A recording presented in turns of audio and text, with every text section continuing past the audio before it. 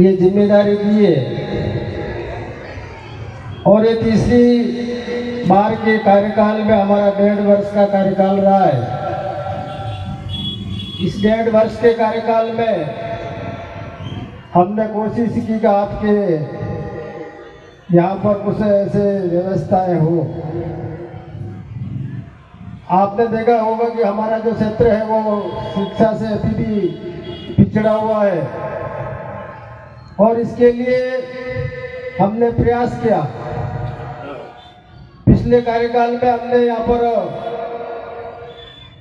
एक कॉलेज की स्थापना की थी और उस कॉलेज के अंदर आज की तारीख में हमारे यहाँ पर लगभग 800 बालक बालिकाएं पढ़ रहे हैं। हमने सायरा क्षेत्र को देखा कि भाई यहाँ के हमारे बाप बेटियां हैं वो उदयपुर या गोकुंडा नहीं आ सकती है, तो हमने वहाँ पर भी कॉलेज की स्थापना की, वहाँ पर जमीन आवंटित की। जमीन के साथ साथ में हमने 4.5 करोड़ रुपए भी स्वीकृत किए और कॉलेज कागज में नहीं खोला है, कॉलेज को हमने प्रारंभ भी कर दिया वहाँ पर। इसके साथ में आपने देखा होगा कि हमारे यहाँ पर जो कॉलेज है उसके अंदर कृषि महाविद्यालय भी खुला हुआ है और जिसके अंदर लगभग 150 से अधिक बालक बालिकाएं वर्तमान में पढ़ रही है।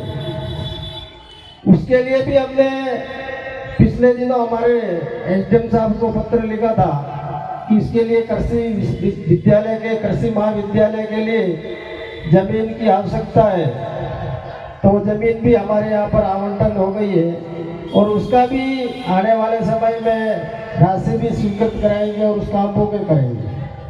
लेकिन बात यह है कि इस कॉलेज कृषि महाविद्यालय के अंदर एक भी बच्चा अपने क्षेत्र का नहीं पढ़ रहा है। ये चिंता का विषय है, क्योंकि आपने देखा होगा कि सारे मैंने उसमें देखा आपके जयपुर का बालक भी यहाँ गोकुंडा में पढ़ रहा है, एक भी बालक अपने यहाँ का उस विद्यालय में नहीं पढ़ रहा है। इसके साथ में देखा होगा कि आपके यहाँ पर एक कला आश्रम एक आयुर्वेदिक कॉलेज भी चलता है, उसमें मैं अभी गया था, मैंने जानकारी ली, उसमें लगभग 800 बालक बालिकाएं पढ़ रहे हैं। मैंने पूछा कोई हमारे क्षेत्र से कितने हैं गोकुंडा से, उन्होंने कहा एक भी नहीं है। अभी अपने यहाँ पर एकलव्य मॉडल विद्यालय चलता है मोटागढ़ा में, जहाँ पर 50 करोड़ रुपए लगा करके उस विद्यालय को अपन ने प्रारंभ किया। उसको लगभग 8-9 साल हो गए चालू हुए और अभी उस विद्यालय में 5वीं पढ़ते हुए बच्चों का अपने टेस्ट मंगवाया, ऑनलाइन फार्म भरवाए, परीक्षा देने के बाद में परिणाम आया और परिणाम के बाद में वहां पर गोकुंडा क्षेत्र के मात्र 5 से 7 बच्चे उसमें सिलेक्शन हुए, बाकी सारे बच्चे आपके डूंगरपुर, बांसवाड़ा, खैरवाड़ा, सलूमपुर, सराड़ा से आए। तो चिंता का विषय है कि अपना जमीनी स्तर पर भी अपनी कहीं कहीं कमी है। इसके साथ साथ में आपने पिछली बार मैंने यह घोषणा की थी कि भाई हमारे यहाँ पर जो विद्यालय है सीनियर विद्यालय जो आपका सबसे पुराना है, मैंने विधानसभा में क्वेश्चन लगाया, प्रश्न लगाया तो भाई हमारे जो विद्यालय कब खुला था गोकुंडा का, उत्तर आया कि भाई सन 1946 में आपका विद्यालय खुला। वंश विद्यालय को अब कितना साल हो गया, 80 वर्ष हो गए। मैंने पूछा कि भाई इसका जो बिल्डिंग है कि क्या क्या स्थिति है, तो उत्तर आया कि भाई ये जो बिल्डिंग है वो नकारा घोषित है। अभी हमने इस विद्यालय भवन को पीछे करने के लिए इसको थोड़ा सा पीछे लेंगे और उस पर हमने 1.5 करोड़ रुपए की स्वीकृति जारी कराने का कागज भेज दिया और ये जो विद्यालय का बिल्डिंग है वो पीछे चला जाएगा। आगे का जो हिस्सा है उस पर अपन खेल मैदान या इस प्रकार से उसमें भी अपने 50 लाख रुपए की व्यवस्था करवाई है। आपने देखा होगा भाई अपने धोलिया जी अपन सभी कहते थे कि भाई धोलिया जी का स्थान अपने आप ऊंचा है, वो रोज कहते थे, लेकिन इसके लिए प्रयास किसी ने नहीं किया। हमने यहाँ पर सभी अधिकारियों को लेकर के धोलिया जी के स्थान पर वह 2-3 बार हमने उसका सर्वेक्षण करवाया और सर्वेक्षण करा करके हमने उसको ऊपर क्या क्या चीज कर सकते हैं, एक काल्पनिक इस प्रकार से हमने उसको बना करके व्हाट्सएप पे डाला, फेसबुक पे डाला, अखबार में भी आया और उसकी वजह से आप देखेंगे इस बार यहाँ पर कितने लोग आए होंगे धोलिया जी पर। पर्यटन का हमने काम कितना किया, पैसा कितना लगा, कोई पैसा नहीं लगा, हम वैसे ही उसको बढ़ा करके डाला था।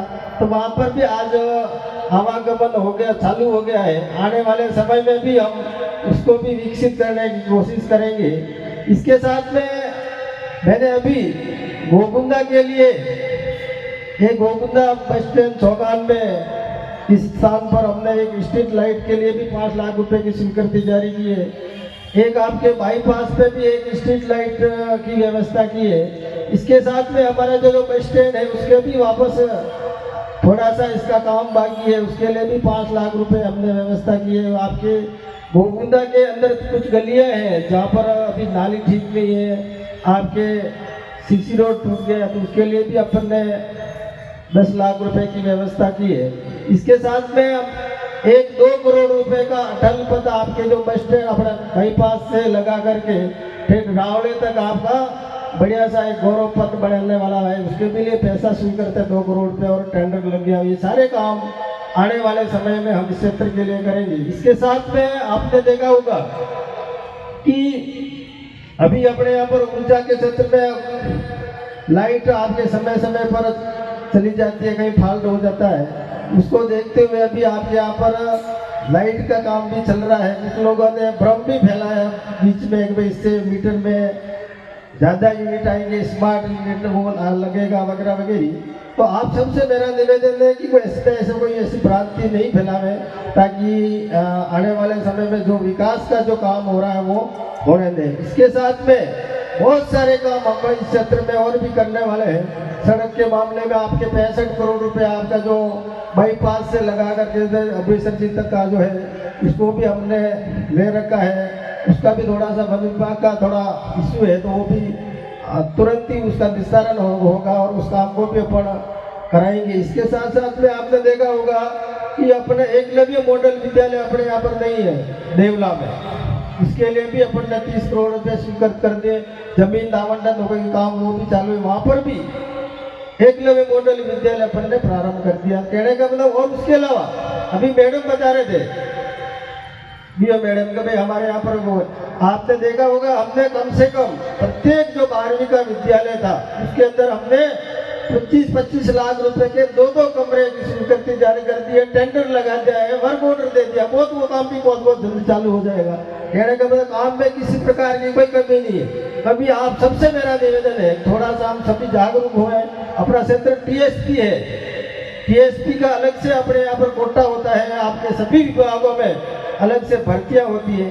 उस भर्तियों के अंदर यदि अपन पढ़ेंगे नहीं, लिखेंगे नहीं, तो आगे कैसे बढ़ पाएंगे। इसलिए आप सबसे मेरा निवेदन है आप सभी शिक्षा के क्षेत्र में थोड़ा सा हम ध्यान लगा करके इस काम को करें। और आप सबका बहुत बहुत धन्यवाद। जय हिंद, जय भारत।